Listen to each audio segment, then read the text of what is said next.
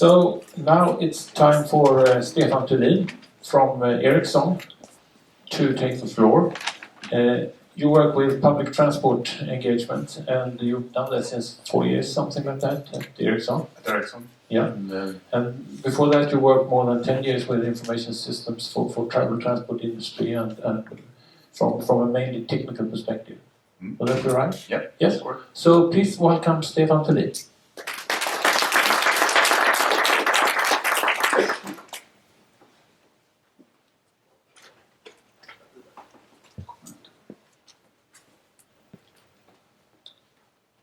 Alright, so my name is Stefan Thulin, and you're already very familiar with Ericsson, most of you I assume.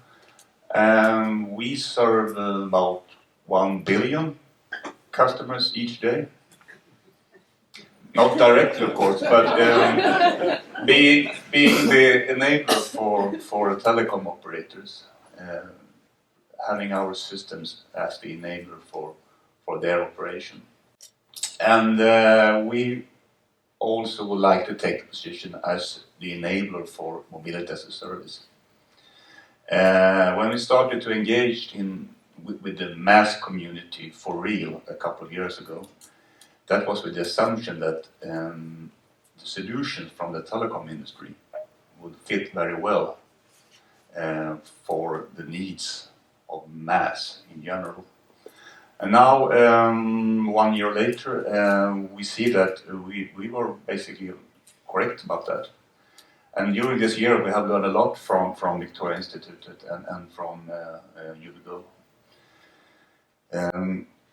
But a bit background.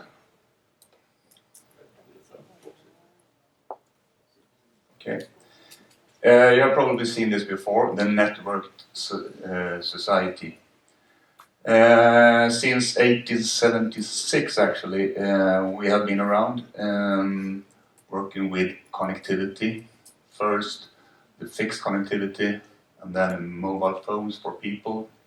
And now we see that the things are becoming connected. And actually, I got an email yesterday from a colleague saying that this is wrong. It should be 28 billion connected devices. So that's the figure for some reason. So this is, of course, all very interesting for Ericsson, because this is our home turf. But where do we find the connected devices? Since we are claiming to be a sustainable company, we of course have a smart city story or message. And as a coincidence, here we find most of the industries we are now aiming for, besides the telecom industry, of course. We are working with utilities, smart meters in utilities, the transport sector, public safety, that's about surveillance and security solutions, and also mobile financial services. And I will focus on the transport here now. A couple of trends in transport. I hope they are trends and not hypes, because we are building our strategic plan for transport upon this. Everybody now becomes connected, and there is a big demand for good connectivity during the whole journey, if you are in the car or if you are going by public transport. You should be able to use your Instagram or even use more useful services to plan your trip and be connected all the time. And everything will be connected, meaning also that this is an enabler for improved services. That, I think it was Lars who said that you would like to know when will the bus arrive. Of course, that requires the buses and all the other objects out there to be connected. But you need to watch out, because you don't want to create ecosystems. We have silos. So the cars are connected in one silo solution and the buses in another. Of course, you should make sure that you share information, share data. This is about sharing information and also about sharing resources. So a couple of examples in our projects where we are working with the ambition to create ecosystems, and we are part of this. I don't have the time to go through all of them. Some of them have been mentioned before today, like Drive Sweden and the European Mobility as a Service Alliance, which we are part of since a couple of months, and also Ubigo.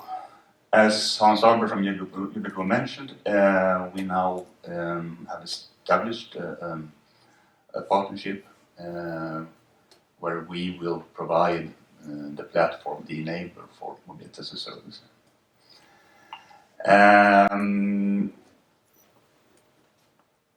I will skip that one actually, I don't have the time for it.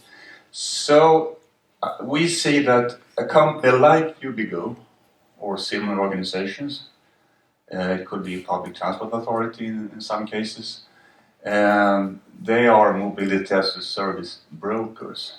We don't take that role in a similar way that we don't take the role as a telecom operator. So we are the provider of the platform behind that. So and here we have, as I said, that we see many similarities between the needs of the telecom operator and the MaaS operator. And here we have, it's not that nice and easy to read for some reason, but here we see the different tools or different components of the telecom systems that we now apply to mobility as a service. To pick an example, even though it's hard to read, we have a product catalog. When you are a telecom operator, you describe your products, the bundles you have, and you see the same need on the MaaS operator. Charging and pricing, settlement, financial reporting, all the apps and tools needed for the end user and for the staff working with this. And also, not only Ericsson systems, but all the systems from the telecom world can handle millions or even billions of transactions every day. So why build new systems from the beginning when you can use existing systems from other industries? That's our message here. So this is an example from Telia, the operator. If you go to their homepage and to the TV section, there they describe the different packages that you can buy. In this case, if you are a subscriber of the TV services. And we, as a mobility as a service operator, you need a similar tool. You shouldn't have to call for the programmers when you like to adapt your services and personalize them. It should be very easy and quick so that you can create many different flavors of your offering.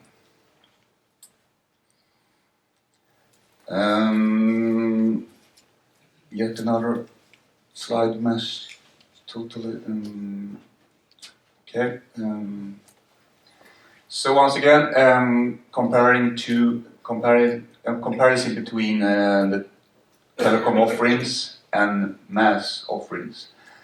And just to take a few examples of the different modules that you need as a MaaS operator. You need a product catalog. You need to implement your prices and describe how to decide what the price will be of each trip. You need the order management part to be able to top up your travel account and handle payment and so on. So the general assumption, and that it has now been partly proven, is that it's about 80% reuse of existing solutions and 20% adaptations.